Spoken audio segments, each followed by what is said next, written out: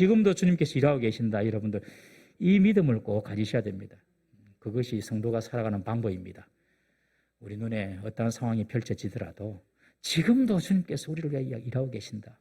오늘 그 말씀을 보겠습니다. 우리가 오늘 이 본문 말씀을 가지고 조급하면 실수합니다라는 제목으로 오늘 나누고자 합니다. 여러분, 우리가 눈에도 안 보이는 하나님을 다 믿고 계시죠, 여러분? 눈에도 안 보이는 하나님 믿고 있어요, 성도들은. 그리고 하나님의 말씀대로 살아가는 믿음 생활을 우리가 하려고 노력을 합니다. 다 성도라면 내가 하나님 말씀대로 살아야지. 눈에도 안 보이는 하나님을 믿고 하나님 말씀을 붙잡고 살아간다고 하는데 사실 우리가 어떤 문제에 봉착한다든지 어떤 상황에 우리가 딱 부딪히면 믿음의 사람으로서의 도리나 어떤 행동보다는 전혀 하나님을 알지 못하는 그런 세상 사람처럼 행동할 때가 참 많습니다. 스스로 보기에도, 남이 내 모습을 보기에도 내가 정말 믿음 있는 사람인지 아닌지 스스로도 헷갈릴 그런 상황을 우리가 많이 경험합니다. 특히 어떤 이익이 걸렸다든지, 경제적인 이익이 걸렸다든지, 혹은 내 자존심에 문제가 걸려 있으면 하나님을 믿는 사람도 하나님을 모르고 하나님을 믿지 않는 세상 사람들처럼 똑같이 반응하고 행동할 수 있는 그런 연약한 존재가 우리 자신이라는 것을 우리는 알 수 있습니다. 오늘 창세기 27장 보면 27장의 그 이삭의 가족의 이야기가 바로 그런 이야기입니다. 아브라함의 믿음을 이삭이 이어받았습니다. 이삭과 그 안에 리브가가 두 아들을 낳았습니다. 이제 하나님께서 아브라함에게 주신 이 축복의 약속 그리고 믿음의 대를 이 이삭과 그의 아들들이 이렇게 이어나가야 됩니다. 그런데 오늘 본문에 보면 장자권에 대해서, 장자권의 축복에 대해서 그것을 서로 쟁취하려고 이전 투구하는 이 가족 네 사람, 이삭, 리브가, 그리고 에서, 야곱, 이 사람들의 모습을 보면 마치 세상 사람들과 별반 다를 것 없어 보입니다. 그래서 이삭의 가정은 위기를 맞게 되죠. 이삭의 가정에서 바로 우리가 우리 속에 있는 약하고 그런 세속적인 모습들을 이렇게 투영해서 볼 수가 있는 것입니다. 오늘 이 본문 말씀을 통하여서 이삭의 가정을 반면교사 삼아서 우리는 정말 믿음의 사람으로 행동할 수 있는 그런 축복이 있기를 주의 이름으로 축원합니다. 먼저 오늘은 이삭과 리브가의 모습에서 연약한 우리의 모습을 발견하고 그리고 우리의 연약함에 하나님의 긍휼을 구하며 믿음의 사람으로 설 수 있기를 바랍니다. 다음 주에는 아들 에서와 야곱의 모습을 살펴보겠습니다. 오늘 본문에 보면 이삭은 이제 나이가 들어서 눈이 어두워 앞이 잘 보지 못하게 되었다고 하고 있습니다. 이삭이 나이가 드니까 눈이 시력이 아주 급격히 나빠졌나 봐요. 그래서 장자 에서를 부릅니다. 에서를 불러서 에서에게 축복을 하려고 합니다. 이때 이삭의 나이가 137세거든요. 여러분들 지금 눈이 좀 많이 침침하신 분들 계시죠? 저는 나이가 40이 넘어가니까 노안이 딱 오더라고요. 노안이. 어느 순간 글자가 안 보이는 거예요. 그러면서 아주 이렇게 그 순간 아주 당황한 그런 점이 있었습니다. 어제까지 잘 보이던 글자가 오늘 아침에 갑자기 글자를 안 보이는 거예요. 아마 이 이삭이 노안인지는 모르겠지만 하여튼 그것과 비교할 수 없이 눈이 아마 침침하고 앞을 잘 보지 못하는 그런 어떤 위기에 봉착을 했습니다. 눈이 어둡다는 말은 여러분 알력이 쇠해졌다는 것이고 시력이 약해지고 그러니 몸도 쇠약해지는 것을 본인이 느꼈습니다. 그래서 내가 곧 이제 죽겠다. 이때 지금 이삭의 나이가 137세거든요. 그러니 언제 죽어도 괜찮을 그런 어떤 나이가 된 것이죠. 내가 이렇게 죽겠다. 그렇게 생각을 하고 에서를 부릅니다. 내가 죽기 전에 내 장남 에서에게 복을 내리고 죽어야 되겠다. 그래서 에서를 이제 불러가지고 에서야 네가 밖에 나가서 사장을 해서 별미를 만들어 오너라. 그러면 내가 너에게 축복을 하겠다. 그런 말을 하는데 2절 4절에 보시면 내가 늙어 어느 날 죽을지 알지 못하니 4절에도 보면 내가 죽기 전에 자꾸 이삭이 에서를 불러놓고 내가 늙어서 죽기 전에 네게 복을 줘야 되겠다. 자꾸 죽는다는 이야기를 많이 해요. 그만큼 이제 이삭은 죽을 날이 가까웠다 생각을 한 것이죠. 그렇게 느낀 겁니다. 그런데 사실은 이 이삭의 판단은 잘못된 것입니다. 이삭의 나이 이때로부터 21년이 지나서 야곱이 외삼촌 집에서 돌아왔습니다. 그때까지 이삭은 살아 있습니다. 이삭은 몇 살까지 사냐면 180살까지 삽니다. 지금 나이가 137세니까 몇 살 더 살죠? 43년? 거의 50년을 더 사는 것입니다. 그렇지만 이삭은 내가 눈도 침침하고 몸도 이렇게 쇠약해지는 것 같으니 내가 죽을 것 같다. 빨리 에서에게 복을 내려야 되겠다. 이렇게 생각하는 것입니다. 여러분, 내가 빨리 죽을 것 같고 내가 오래 살 것 같다고 해가지고 내가 빨리 죽고 오래 사는 것이 아닙니다, 여러분. 한 번씩 그런 생각 하잖아요. 내가 빨리 죽을 것 같다. 그런 생각한다고 죽을 것도 아니고, 내가 지금 건강하니까 나 오래 살 것 같아. 그것도 아닙니다, 여러분. 인간의 생사는요, 하나님의 주권 속에 달려있는 것입니다. 그런데 이 이삭이 나이가 들고 몸이 약해지는 것을 느끼니까 이 마음이 자꾸 조급해지는 것이죠. 여러분, 조급하면 분별력을 잃기 쉽습니다. 조급하면 하나님의 뜻에 순종하기도 어렵습니다. 그래서 지금 이삭은 자신이 좋아하는 에서를 불러서 장자의 복을 주려고 하는 것입니다. 너무 조급해서 빨리 죽을 것 같아서. 지금 좀 조급한 문제가 여러분들에게 있습니까, 여러분들? 그 문제를 다 하나님께 가져가십시오. 하나님 말씀대로 모든 문제를 풀어야지 급하다고 조급하다고 인간적인 방법을 풀면 오늘 이삭의 가정 꼴로 가는 것입니다. 창세기 25장 23절 말씀을 읽어보겠습니다. 시작. 여호와께서 그에게 이르시되 두 국민이 내 태중에 있구나. 두 민족이 내 복중에서부터 나누리라. 이 족속이 저 족속보다 강하겠고 큰 자가 어린 자를 섬기리라 하셨더라. 리브가가 두 아이를 임신하고 있을 때 자꾸 싸우니까 하나님께 여쭙습니다. 그때 하나님께 하신 말씀이죠. 네 속에 두 국민이 있다. 두 민족이 있는데 큰 자가 작은 자를 섬길 것이다. 이미 하나님께서 큰 자가 작은 자를 섬긴다고 말씀하셨는데 이 이삭은 자기가 너무 급하고 죽을 것 같고 그러니 이삭은요, 작은 자에게 복을 주는 것이 아니라 큰 자에게, 에서에게 복을 주려고 합니다. 그런데 오늘 에서를 부르는 모습을 보십시오. 에서만 살짝 부릅니다. 살짝 불러가지고 에서야 밖에 나가서 내가 좋아하는 별미 사냥해서 별미를 만들어서 온나? 그럼 내가 너한테 복을 줄게. 여러분, 가정에서 장자에게 장자의 복을 주는 일은 그 가정의 경사고 큰 행사입니다. 축하할 일이고 축복할 일이죠. 그러니 가족 식구들 다 모을 뿐만 아니라 종과 하인까지 다 불러가지고 공개적으로 이것은 축복해야 될 그런 문제거든요.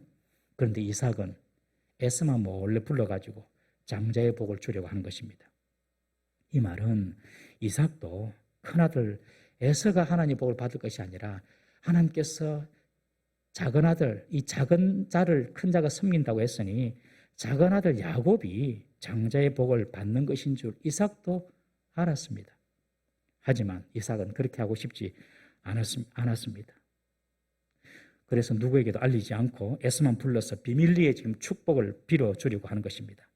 여러분, 이삭의 죄가 무엇입니까? 이삭의 죄는요, 하나님의 뜻에 정면으로 불순종한 것입니다. 왜요? 이삭이 에서를 좋아했거든요. 에서를 너무너무 좋아했거든요. 그래서 하나님 말씀에 뜻에 불순종해서 에서에게 지금 복을 내리려고 하는 것입니다. 여러분, 이삭이 이렇게 에서에게 장자의 복을 주려고 한 이유가 무엇입니까? 에서를 사랑했는데 오늘 성경 우리가 앞에도 보시면 에서의 사냥한 그 고기를 이삭이 좋아했다고 하는 거예요. 그리고 또 에서는 좀 남성적이지 않습니까? 성격도 활달하고 혈기가 넘치고 사냥하고, 아마 이삭은 그런 에서를 좋아했는 것 같습니다. 그러나 아내 리브가는 잘 아시는 대로 야곱을 좋아했습니다. 조용하고 좀 이렇게 정적인 그런 야곱을 좋아했고, 이삭은 활달하고 생기가 넘치는 큰아들 에서를 좋아했습니다. 특별히 이 에서가 사냥해서 주는 그 별미, 그 고기가 너무너무 좋았던 거예요. 자기한테 자꾸 좋은 것을 먹여주는 이 큰아들이 좋은 것입니다. 우리 어르신들 자식들이 많이 있지만 자꾸 용돈 주는 자녀가 좋지요. 챙겨주고 부모님을 용돈 자꾸 주고 마음이 가는 거예요. 이 에서가 아버지 이삭에게 맛있는 거 자꾸 갖다 주고 아버지 마음에 들려고 하고, 그러니 이 이삭은 큰아들 에서가 더 좋은 것입니다. 여러분, 내게 좋은 것을 해준다고 그 사람이 하나님의 언약 가운데 있는 사람인지 아닌지를 제쳐두고 그에게 장자의 복을 주려고 하는 것은 철저히 육신적이고 인간적인 이삭의 모습입니다. 보통 사람들은 다 그렇습니다. 누구든지 자신에게 좋은 것을 주고 잘해주면 좋아하는 마음이 그 사람에게 생기는 것이 인지상정입니다. 그걸 누가 거부하겠습니까? 자기에게 잘해주고 자기 챙겨주고 다 좋아하게 돼요. 그 사람을 더. 그러나 그렇다 하더라도 이삭처럼 하나님의 뜻을 어기면서까지 에서를 편애하는 것은 분명 잘못된 것입니다. 이삭이 에서의 고기를 언제부터 좋아했는지 우리는 알 수가 없지만 나이가 들면서 이 이삭이 하나님께서 그에게 정해주신 뜻보다도 자신의 생각이나 자신의 감정이 더 중요한 기준이 되어버린 것입니다. 하나님께서 언약의 계승자로 지명하신 작은 아들 야곱에게 장자권을 계승해 주는 것이 아니라 지금 이삭은 자기 기분대로 자기가 하고 싶은 대로 지금 결정하고 행동하려고 하는 것입니다. 그리고 당시 사회적 관습과 전통에 따르면 당연히 장자가 복을 받아야 하죠. 그러니 그런 사회적 관습의 어떤 영향도 이삭에게 있었을 것입니다. 이삭은 하나님의 예언적인 말씀보다도 사회적인 관습과 그리고 자기가 좋아하는 자기 마음에 따라서 에서에게 장자의 복을 주려고 하는 것입니다. 여러분, 세월이 흐르고 나이가 든다고 자동적으로 신앙이 좋아지는 것은 아닙니다. 교회에 와서 1년, 2년, 10년, 30년, 40년 교회 오래 그냥 다닌다고 해가지고 내 신앙이 자동적으로 좋아지는 것이 아니에요. 이삭은 나이가 들면서 지금 영적인 분별력이 더 떨어지고 자기 생각과 자기 고집, 자기 편견, 자기 욕심에 지금 빠져 들어가고 있음을 우리는 알아야 합니다. 여러분, 신앙의 성숙은 언제 이루어지는가? 날마다 자신을 돌아보고 날마다 말씀 가운데 자신을 투영해서 그 말씀 속에 자신을 이렇게 맞춰갈 때에 그때 우리의 신앙은 성숙해지고 성장하는 줄 믿으시기를 바랍니다. 그런 인생은요, 퇴보하고 낡아지는 인생이 아니라 성숙해지고 완전해지는 그런 노년이 되는 것입니다. 바울은 이런 신앙의 연단을 자신의 몸을 쳐 복종시킨다, 그런 표현을 합니다. 우리 고린도전서 9장 27절 한번 읽어보겠습니다. 시작. 내가 내 몸을 쳐 복종하게 함은 내가 남에게 전파한 후에 자신이 도리어 버림을 당할까 두려워함이로다. 내가 이렇게 선교여행 다니고 많은 사람에게 복음을 전하지만 복음을 전하는 것으로 끝나는 것이 아니라 내가 스스로 내 몸을 쳐서 하나님 말씀에 나를 복종시킨다. 목사도 마찬가지고 신앙생활하는 여러분들도 마찬가지고 늘 우리가 말씀 가운데 우리 자신을 쳐서 복종시키는 그런 신앙생활을 할 때에 여러분, 우리의 신앙과 우리의 인격은 갈수록 성숙해지고 온전해짐을 믿으시기를 바랍니다. 이삭은 정말 지금까지 보면 여러분들 순종의 사람으로 온유한 사람으로 살아왔지 않습니까? 이삭. 모리아 산에서 아버지 아브라함이 자기를 죽이려고 할 때에도 아버지 말씀에 순종하여서 그냥 그대로 번제물로 누워 있었던 사람이 이삭입니다. 아내 리브가가 자녀를 낳지 못할 때에도 인간적인 방법으로 후처를 얻어서 자녀를 생산해내는 것이 아니라 기도함으로 두 아이를 얻지 않습니까? 그랄 땅에 흉년이 들었지만 애굽으로 내려가지 말라고 하나님께서 말씀하시니 그 말씀에 그냥 순종하여서 그 땅에 머물므로 100배의 복을 받지 않았습니까? 그리고 이방 땅 원주민 목자들이 와서 자신의 우물을 자꾸자꾸 메우더라도 그들과 다투지 않고 결국 그 땅의 왕 아비멜렉이 찾아와서 화친 조약을 하고 모든 일이 하나님의 뜻에 순종함으로 복을 누리고 성공한 사람이 이삭이었습니다. 그런데 이삭의 실수는 딱 두 가지가 있습니다. 두 가지. 그의 평생에 보면 첫 번째는 자기 아내 리브가를 누이로 속인 점. 그게 하나고요. 두 번째는 오늘 본문에 나타난 대로 큰 아들 에서를 좋아해서 하나님의 뜻을 어기고 에서에게 장자의 복을 주려 한 점입니다. 두 가지입니다. 두 가지. 아내를 누이로 속이는 것. 큰아들 에서에게 하나님의 뜻을 어기고 복을 주려 한 것. 이삭을 가만히 보면 이삭이 사랑한 사람, 리브가 그리고 에서, 자기가 사랑한 사람, 이 사랑한 사람의 문제 앞에서는 하나님의 뜻을 불순종했어요. 여러분, 가만히 저도 말씀을 생각해 보면서 자신을 돌아보니까요. 저도 그런 경향이 있더라고요. 이를테면 여러분들도 마찬가지입니다. 내가 주를 위하여 희생하고 내가 주를 위하여 손해보고 내가 억울한 일 당한 거 까짓것 견딜 수 있어요? 그렇지 않습니까? 내가 주를 위하여 희생하는 거. 그런데 내 아들이 희생당하고 내 가족이 희생당하고 그리고 내 자녀들이 힘든 일 당하고 여러분 그런 생각이 들면요. 여러분들 그거 받아들일 수 있겠습니까? 하나님 뜻이라도 이거 용납 못해. 이런 마음이 안 듭니까? 내가 희생하는 건 좋아요. 내가 뭐 죽는 자리까지 가는 것도 좋아요. 그런데 사랑하는 아내가, 사랑하는 남편이, 내 자녀가, 내 부모가, 내가 사랑하는 사람이 희생하는 거, 이건 하나님 아니잖아요. 뭐 그렇게 나올 수 있는 거죠. 지금 이삭이 그런 상황입니다. 전부 하나님 말씀에 순종했습니다. 어떤 상황에서도. 그런데 자기가 사랑했던 리브가의 문제, 그리고 자기가 사랑한 이 큰아들 에서의 문제만큼은 하나님 뜻보다도 먼저 자기가 사랑하는 사람을 선택하는 거예요. 여러분 이것이 바로 우상숭배입니다. 우상숭배. 아무리 내가 사랑하는 사람이 있다 하더라도 하나님 뜻보다 우선되면 안 되는 것입니다. 여러분. 우리가 자녀들을 양육할 때에도 자녀들이 너무 사랑스러우니까 자녀들에게 우리가 하나님 말씀을 잘 가르칠 수도 없잖아요. 싫어하면 너무 거부하고 그러면 참 부모의 마음이 아픕니다. 자녀가 더 소중하니까 하나님 말씀보다 자녀를 먼저 선택하는 거예요. 여러분 이거 다 우상숭배입니다. 하나님이 왜 자신을 십자가에 못 박지 않으시고 그 아들 예수님을 십자가에 못 박게 했을까요?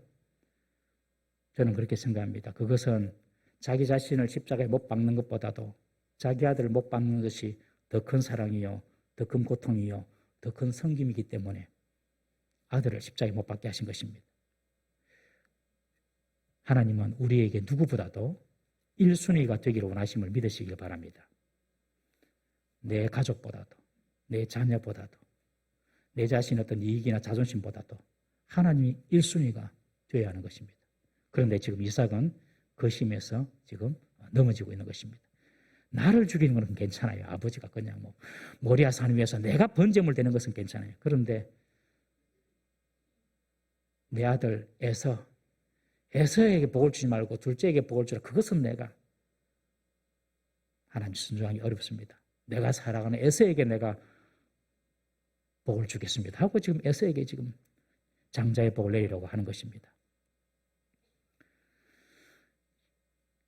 이삭이 에서에게 하는 말을 우연찮게 리브가가 듣습니다. 이삭은 에서를 비밀리에 불러가지고 복을 주려고 했는데 그 안에 리브가가 다 들어요. 이삭의 의도를 알아차린 리브가는 속히 야곱을 불러서 에서의 복을 가로채도록 놀라운 음모를 꾸밉니다. 야곱아, 아버지가 너 형 에서에게 지금 장자의 복을 주려고 한다.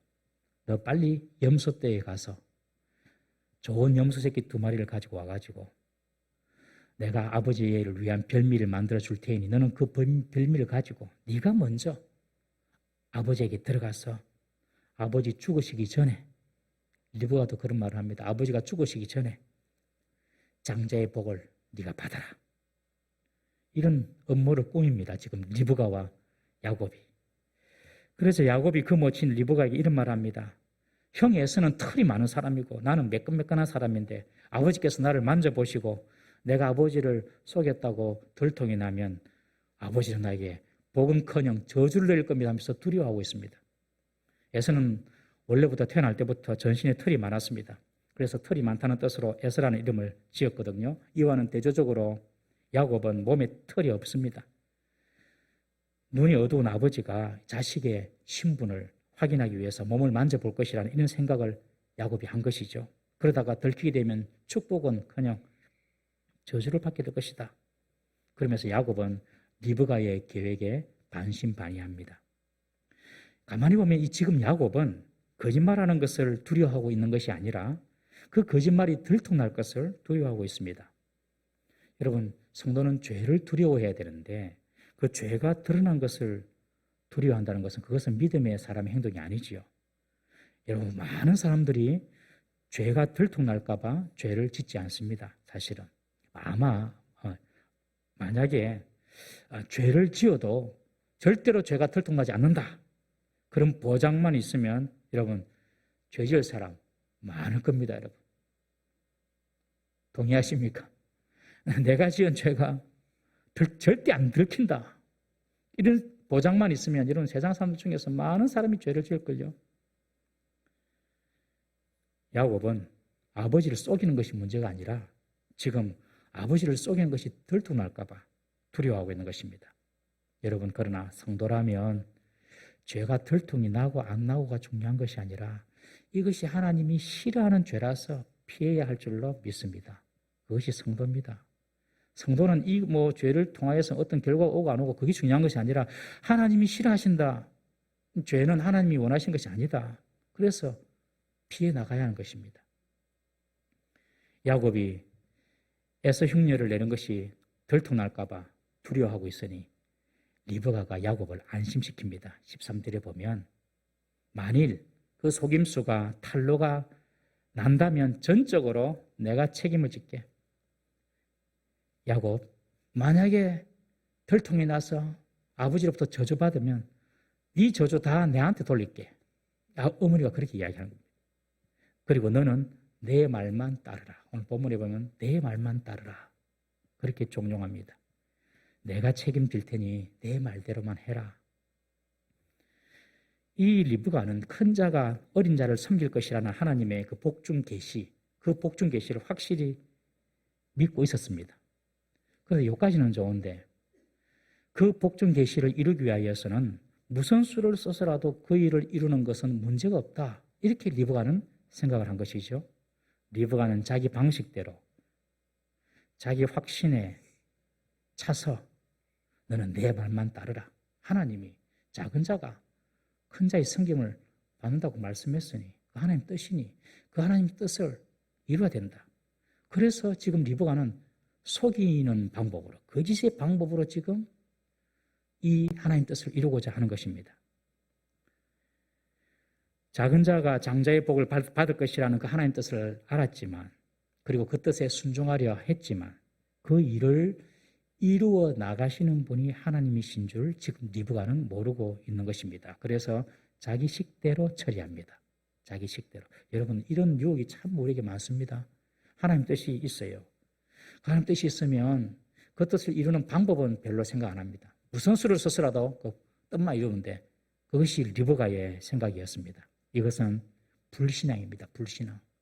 이삭은 하나님 뜻에 불순종했지만 리브가는 하나님의 방법에 불신앙적인 태도를 가지고 있었던 것입니다. 부정한 방법으로도 하나님의 뜻만 성취하면 된다. 여러분, 그것이 바로 인본적인 생각이고 그리고 자신의 생각이었던 것입니다. 리브가는 자신이 일을 꾸미려고 해서는 안 되고 모든 일을 이루시는 분이 하나님이신 줄 믿고 하나님의 방법을 찾든지 하나님의 때를 기다려야 했습니다. 여러분, 하나님은 당신이 하신 말씀, 이 말씀을 하나님이 직접 이루심을 믿으시기 바랍니다. 우리 예레미야 33장 2절 말씀 읽어보겠습니다. 예레미야 33장 2절 말씀 시작. 이를 행하시는 여호와, 그것을 만들며 성취하시는 여호와, 그의 이름을 여호와라 하는 이가 이와 같이 이르시도다. 여러분, 이 말씀을 잘 기억해 두십시오. 일을 행하시는 여호와, 이 일이란 것은 지구가 만들어지는 창조의 시간부터 그 지구 위에 일어나는 모든 일을 이야기합니다. 지구가 만들어지는 일부터 창조부터 인간 사이에 일어나는 모든 일을 다 포함하는 일입니다. 일을 행하시는 분이 바로 여호와다. 일을 지어서 만들며 성취하시는 분도 여호와다. 이 사실을 꼭 믿으셔야 됩니다. 모든 일을 행하시고 성취하시는 분이 바로 여호와 하나님이시라는 것입니다. 여기에 어떤 인간의 술수나 계략이 필요하지 않습니다. 리브가가 저주까지 무릅쓰면서 이삭을 속이는 일은 행하지 않아도 되는 일입니다.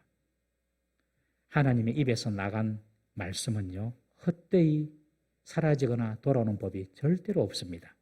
이사야 55장 11절 말씀, 한번 읽어보겠습니다. 시작. 내 입에서 나가는 말도 이와 같이 헛되이 내게로 되돌아오지 아니하고 나의 기쁜 뜻을 이루며 내가 보낸 일에 형통함이니라. 내가 한 말, 지금 우리가 새벽에 보는 말씀인데요.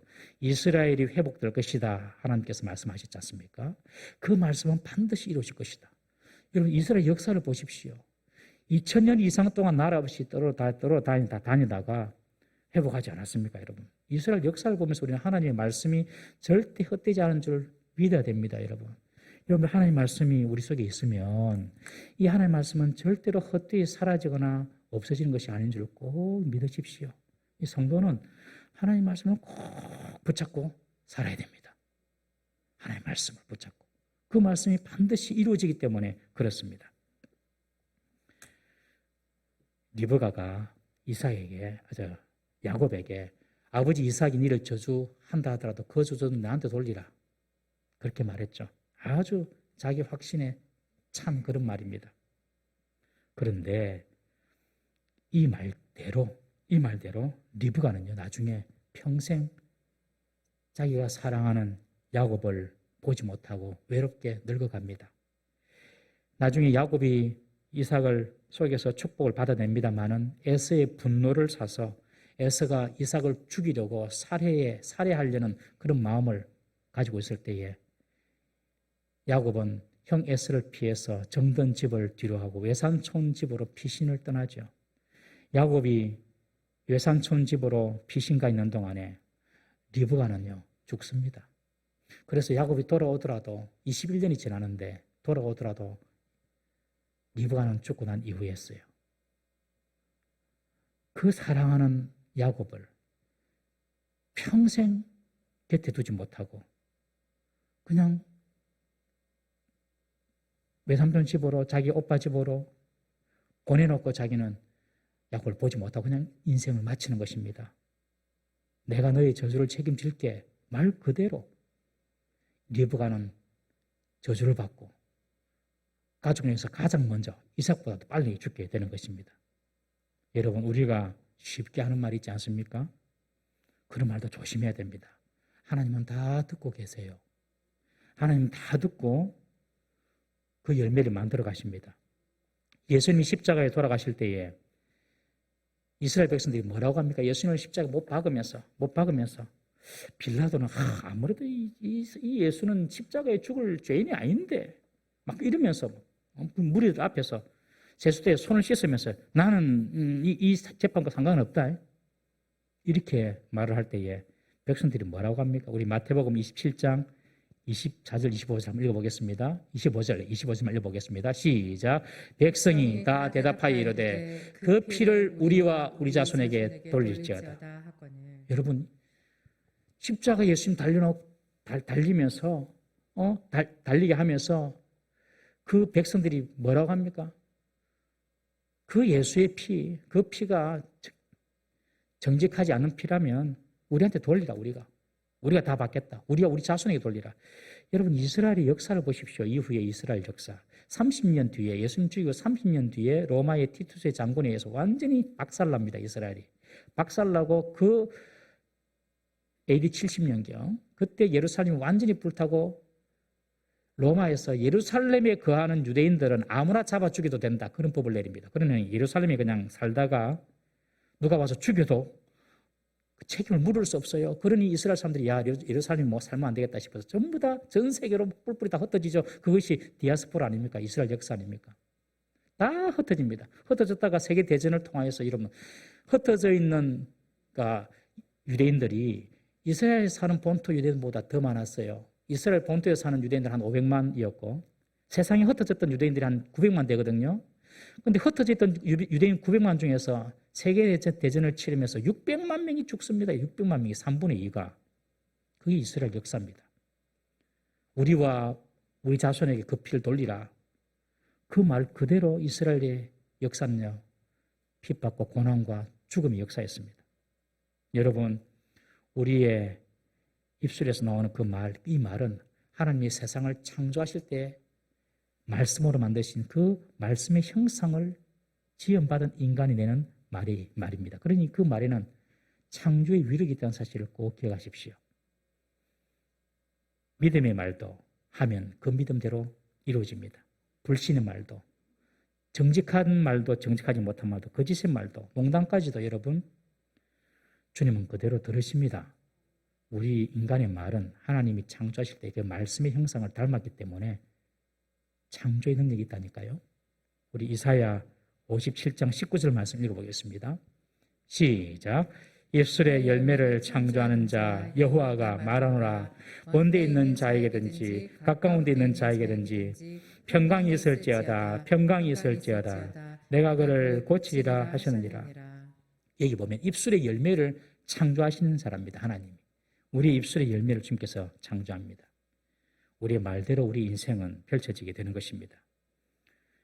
저와 여러분들의 입에서 늘 정직과 소망과 믿음과 평강의 말만 나오기를 주의 이름으로 축원합니다. 결국 리브가는 치밀하게 야곱을 에서로 변장시켜서 이삭 앞에 서게 합니다. 에서의 의복을 취하여서 야곱에게 입히고 또 염소 새끼의 털과 가죽으로 그 손과 목의 매끈한 부분을 꾸미고 별미와 떡을 자기 아들 야곱의 손에 쥐어주면서 이삭에게 갖다 주게 합니다. 이삭이 에서의 최취를 알기에 형 에서의 옷을 입혔고 그리고 시력이 안 좋은 이삭이 혹시나 만져볼까 싶어서 염소 가죽 털로 다 무장을 하고 지금 이삭에게 보내는 것입니다. 정말 리브가는 주도 면밀하고 치밀하게 이삭을 속일 준비를 했습니다. 그러나 리브가는 하나님의 방법을 무시하고 불신앙하는 그런 신앙이었습니다. 이삭은 불순종하고 리브가는 불신앙했습니다. 이삭은 에서를 좋아해서 하나님의 뜻을 불순종해서라도 장자의 복을 에서에게 주려 했고 리브가는 하나님의 뜻을 알았지만 하나님이 행하신다는 것을 믿지 못하고 자신의 방법으로 속여서라도 복을 쟁취하려는 그런 불신앙적인 어머니였습니다. 이로 인해서 가정에 분노와 미움이 들어오고 형제들은 원수가 됩니다. 사랑하는 성도님 여러분, 우리가 항상 살펴야 할 것은 이것이 하나님의 뜻인가 살펴야 되고 그리고 그 과정과 방법이 신앙적이고 올바른가 우리가 꼭 살펴야 하는 것입니다. 만약에 리브가가 그리고 야곱이 이런 음모를 부리지 않고 이런 계략을 쓰지 않고 이삭을 속이지 않았다 하더라도 하나님의 강권적인 역사로 이를 행하시는 그 하나님의 역사로 이삭이 야곱을 축복하게 하나님께서는 만드셨을 것입니다. 이삭 그리고 리브가 이 사람의 공통적인 특징이 있는데 이 공통점이 뭐냐면 바로 조급함이었습니다. 조급함. 이삭은요. 자기가 죽을 때가 가까웠다고 너무너무 조급했습니다. 그래서 자기가 사랑하는 에서를 불러서 장자의 복을 부어주려 했고 리브가는 야곱이 장자의 복을 받지 못하고 너무너무 조급해서 속여서라도 복을 쟁취하려고 한 것입니다. 사울 왕이 우리가 이스라엘의 첫 번째 왕은 이 사울 왕이 하나님의 버림을 받게 되는 첫 번째 계기가 있습니다. 사울 왕이 하나님의 버림을 받게 된 첫 번째 계기가 있는데 사울 왕이 왕된 지 2년째입니다. 왕된 지 2년째에 블레셋 군대와 첫 번째 전투를 치르게 됐습니다. 블레셋 군대가 엄청난 군대가 올라오는 것입니다. 그래서 사울 왕도 이스라엘의 군대를 모집했습니다. 그런데 항상 전투를 하기 전에는 하나님께 번제를 드리고 전투를 해야 하는데 사무엘이 늦게 오는 거예요. 사무엘이 늦게 오니까 이 이스라엘 군대가 블레셋의 그 엄청난 규모를 보고 다 뿔뿔이 흩어지고 집으로 도망가는 거예요. 그래서 사울 생각이 안 되겠다. 빨리 제사를 드리고 전투해야 되겠다 싶어서 자기가 전투를 치릅니다. 우리 사무엘상 13장 11절 말씀, 12절 말씀 한번 보겠습니다. 시작. 사무엘이 이르되 왕이 행한 것이 무엇이냐 하니 사울이 이르되 백성은 내게서 흩어지고 당신은 정한 날 안에 오지 아니하고 블레셋 사람은 맥밭에 모였음을 내가 보았으므로 이에 내가 이르기를 블레셋 사람들이 나를 치러 길갈로 내려오겠거늘 내가 여호와께 은혜를 간구하지 못하였다 하고 부득이하여 번제를 드렸나이다. 이스라엘 백성들은 흩어지고 지금 블레셋 군들은 막 쳐들어오려고 하고 있고 막 그러니까 내가 부득이하게 사무엘이 직전에서 하나님께 드려야 될 제사를 내가 하나님께 드렸습니다. 그렇게 말하는 것입니다. 이 이후로 사무엘이 말합니다. 하나님께서 당신이 준 왕권을 다른 사람이 줄 것이라고. 너무 사울이 조급했습니다. 너무 조급했어요. 근데 상황을 보면 조급할 것 같아요. 블레셋 군대는 쳐들어오지. 이스라엘 군대는 흩어지지. 그리고 또 사무엘은 오지 않지. 그러니 빨리 제사를 지내가지고 전투를 하려고 한 것입니다. 여러분, 이 전투를 이 사울 왕은 자기가 치르는 줄 알았어요. 하나님께서 일을 행하시고 하나님께서 일을 성취하시고 승리도 하나님이 주신 줄 믿었다면 좀 더 기다릴 수 있을 것입니다. 오늘이 광복 75주년입니다. 광복 75주년. 사실은 광복이라는 표현보다도 해방입니다. 해방. 우리 힘으로 얻었다기보다도 열강의 어떤 세계적인 세력 다툼에서 우리가 해방이 된 거지 않습니까?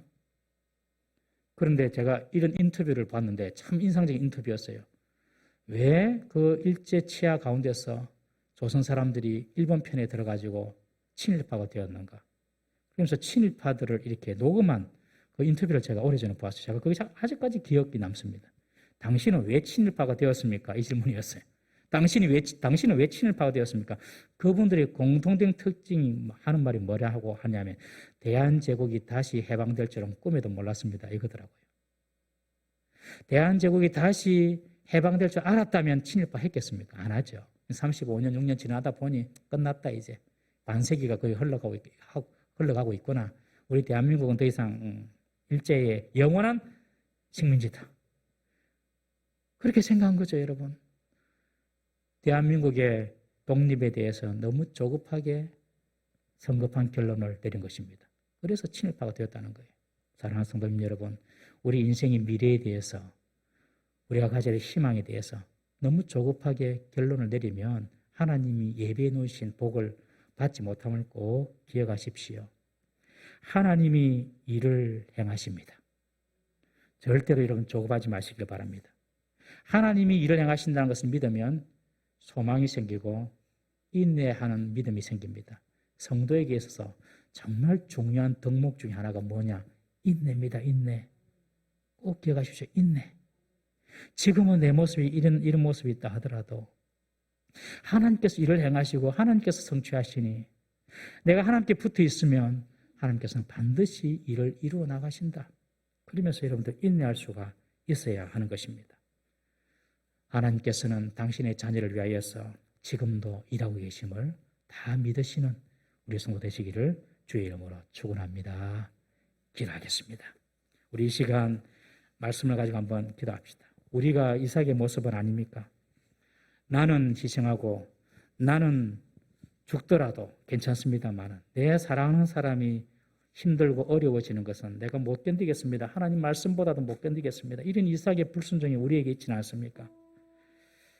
그리고 리브가처럼 하나님의 뜻이라면 무슨 방법을 썼으라도 거짓과 술수와 업무를 쓸수라도 이뤄도 된다는 그런 불신앙적인 하나님께서 일하실 것을 믿지 못하는 불신앙적인 태도가 우리에게 있지는 않습니까?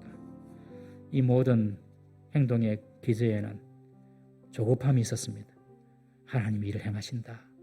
하나님 역사하신다. 하나님이 성취하신다. 하나님은 그의 자녀 백성들을 절대로 버리지 아니하신다.